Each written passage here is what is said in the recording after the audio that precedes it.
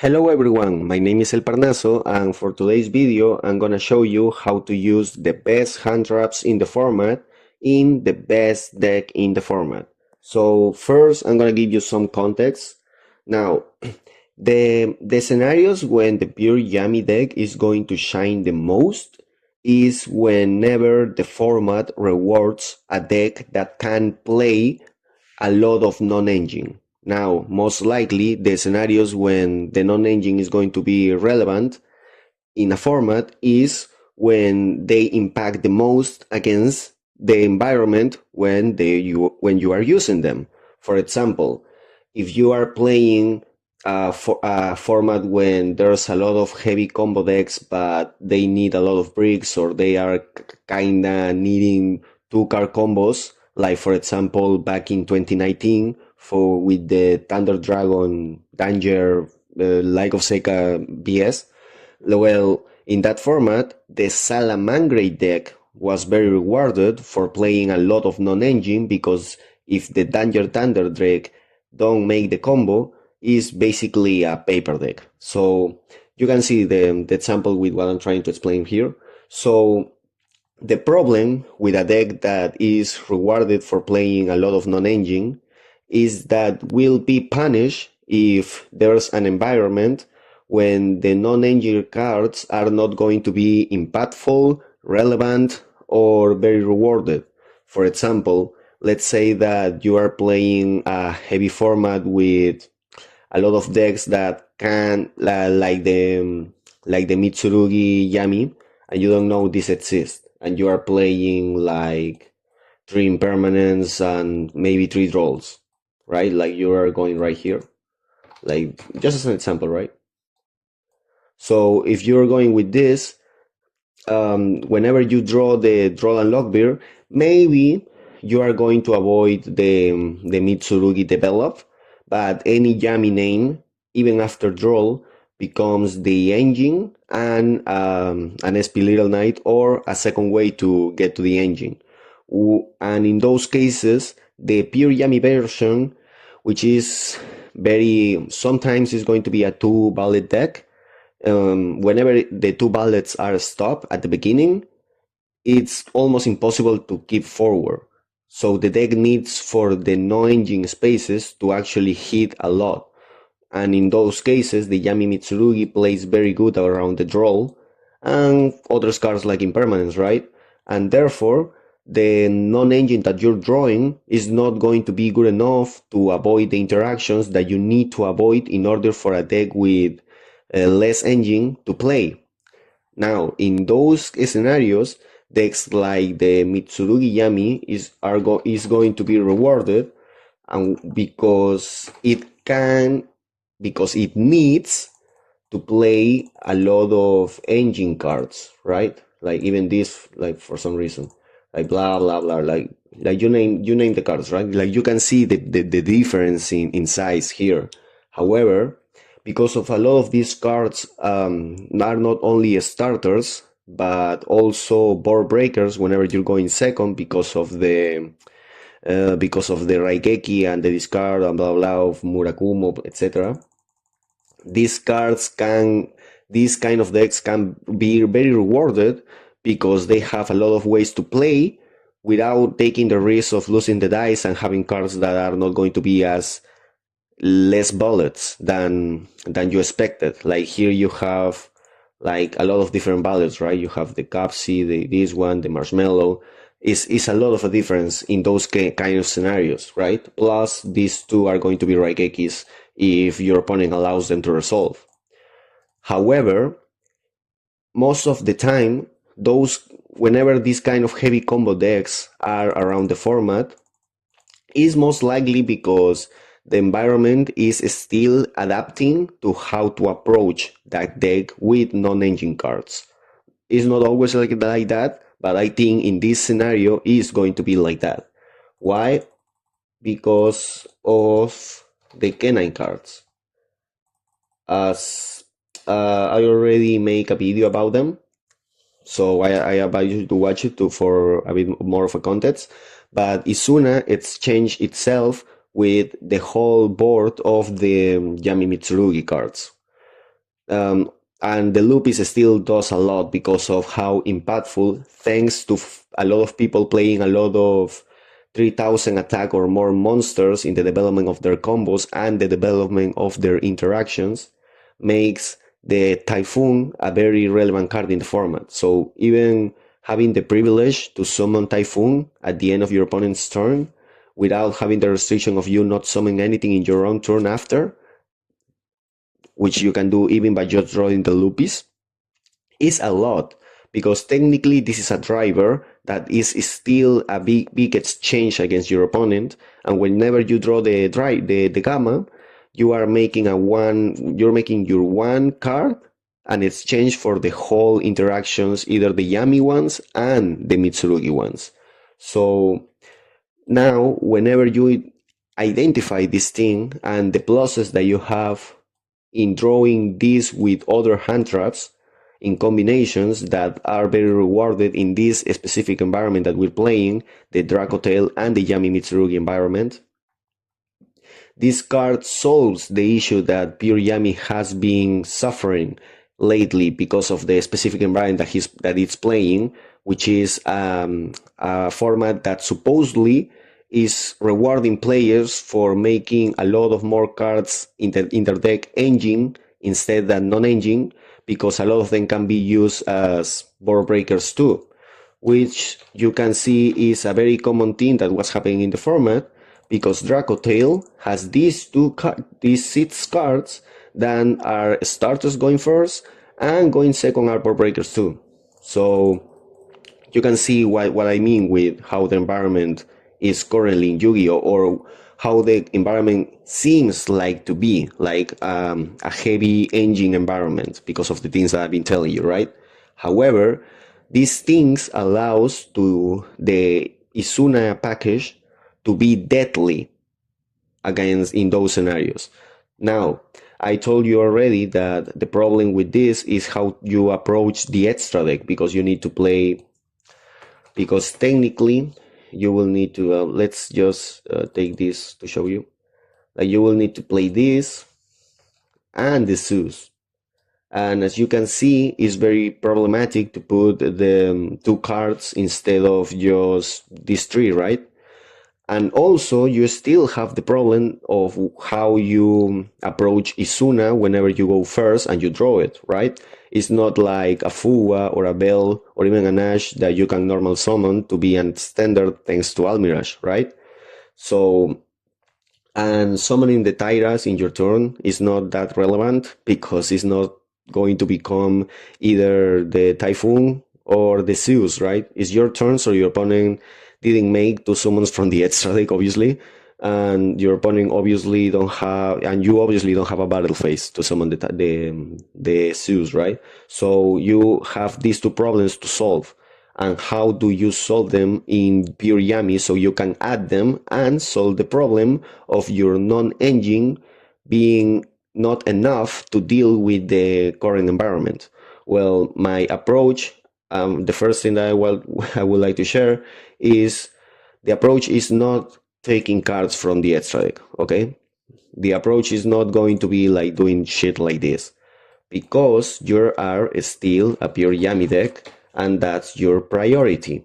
You can take the risk of not playing the game, or not playing the game in the scenarios that these 2 cards allowed, or these 3 cards allows you, just for the cases that you are going to draw these 4, right? Or even these 3, because if you draw these, the Tyras don't work. So as you can see, there's a problem to solve, and first, please don't do it like that. It's a very big investment for just few cards. I think that there are people trying to play a biggest package like with this and all the other shit, because you can make the let's just take this for a moment, like, because they are supposedly like the Mitsurugi engine, because you can make this shit that can add this card right here. Where is it? Oh, this card right here. And then you can make this gravity controller. And then you have the Yami combo after Living Reaper and the Canine cards, right? Now, I don't advise you to do that because first, you are assuming that the Noroi is going to resolve. Second, if the Noroi is a normal summon that can become a Link 1 by itself, so you are risking or you are assuming that you're going to draw the Marshmallow or the Engage, if you're still playing Engage at that point, or the Obedience, with the starter K9, and that's just a lot of assumptions, a lot of BS, I think, and a lot of risk, and you are making yourself unnecessarily exposed to. Also, you are making the purpose of the deck worse, which are the Yami cards and the micro game with the Yami cards. So I don't advise you to do that. Instead, first, let's understand what the environment you are going to play in the meta, because a lot of the time, for example, against Mitsurugi Yami, having two big monsters on the field, which will be the Isuna and the Typhoon, because Lupis can make the Typhoon, is going to be a lot of interruptions against them, because remember, they can't target the Typhoon because Lupis is still there. Therefore, none of the Yami cards can interact with the Typhoon. Also, because Typhoon is there, it doesn't matter if your opponent summons Murakumo, because Murakumo will never be able to activate its Raigeki effect, so you don't care. Also, the Typhoon and the Isuna will take care in battle phase, without you having to do anything else, of two Yami monsters. So just by itself, without having to take two extra deck slots, is doing a lot. And you're still having the privilege of Lupis being a so much better frame driver, because you can just make the Typhoon and still have a lot of purpose in it. Another plus of this is that you are still thinking in scenarios when you don't have to actually use the detach effect of the Typhoon, which I think is very important, because you are still playing 3 Dominus Purge in the deck. So everything that you're thinking right now is also needing to have this in mind, which is very, very, very big for this deck. The fact that the K9 are earth monsters that can work with Purge, even after you activate it from the hand. Which I know the Typhoon is a dark, but the relevant effect that you are trying to make the card purposeful in your deck is the continuous effect that you don't need to activate. So the Lupis effect of your opponent cannot target this card with effects don't need to be activated either. So it's irrelevant for the purpose of what you're trying to make with the Typhoon, if you activate Dominus Purge before. Now, what I will say is an argument because I've been testing, is to try to play the Zeus in the extra deck, taking the worst card to take in that scenario, which will be the hamster. There's a lot more scenarios when you are going to need any of these three than the hamster. So I'm going to start to test with this. I think there's going to be scenarios when you really want the Lupis to become, when you can become the Lupis into Typhoon, and you really want to make this card a one exchange with the whole opponent's board, because the Typhoon can attack, then the Typhoon is going to become Zeus with 2 materials, and you can just wipe the whole board. The most important difference there is that you're not going to have an extra material, so your opponent can target the Zeus. But Baylor and Impermanence are not that popular, and even in that scenario, you are still making good exchanges, or good enough exchanges, considering the fact that you are not playing that most cards in the extra deck. Now, let's just take the Tyras out, because we are not going to play it, because we still have a problem to deal with. What fuck do we do if we have Isuna going first and we can activate it? We just don't do it? What do we do here? Now, I think that, especially because of how the format is shaped, the card that should be at here in the last extra deck spot, that you can actually afford, well, you can debate here, right? Like, even what I would think to do is like put this in the side deck when you know that you are going to go first. Maybe this is the approach. I'm gonna think about this more. Like, but what I'm pretty sure that I want that you should do with this approach in the current meta is to play Reaper. Now, why? Dracotail is a very popular deck in the meta, which means that Nibiru is going to be a very popular deck in the meta. Hence why cards like Trust are in the main deck again instead of the Call by the Grave, right? Now,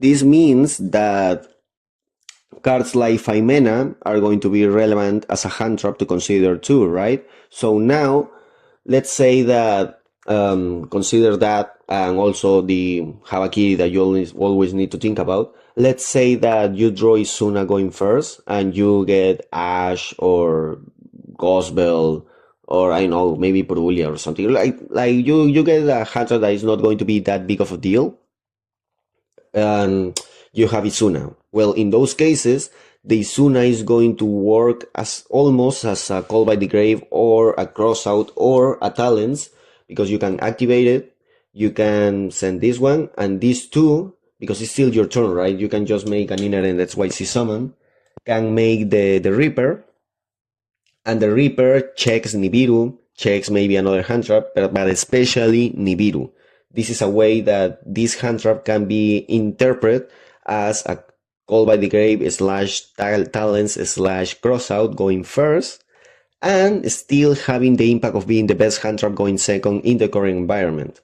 Now, if you have also the plus that Reaper is a very big buffs monster, all things considered, in this specific scenario that you're building this deck. Reaper can negate Habakiri, Reaper can negate Faimena, Reaper can negate Herald in the graveyard, a lot of things that are very relevant in the format right now. Like can negate Marshmallow, which means that you are taking the only Yami extender that they can use as a special summon without compromising a successful normal summon or a Link 1 monster. So that's very relevant too. And because you have the Lupis, they can interact with this card via targeting. That means that, for example, they can use this one to set this one and then activate Habakiri, because obviously you are going to detach this Isuna, and even if you are in a specific scenario when you, for example, use it to negate first Nibiru in your turn, and then you use the Lupis, like do you detach the Lupis to negate another thing, you now have the extra pressure that Lupis can summon itself still again and make still the Typhoon. So as you can see, I think that the way of interpreting the Kenai package for pure Yami is very consistent without having to compromise your extra deck that much. Even the Typhoon, even you can consider to still play in the hamster. I'm gonna try to do this just to see how much of the Zeus is going to be actually relevant, because I've been losing some duels specifically because not having the Zeus. So I'm gonna try to do this. Like the specific scenario when you have only Lupis and you want the Lupis to be a one exchange with the whole engine, right? That's what I mean. So, I think that this is very, very, very beneficial to the pure Yami in such a way that whenever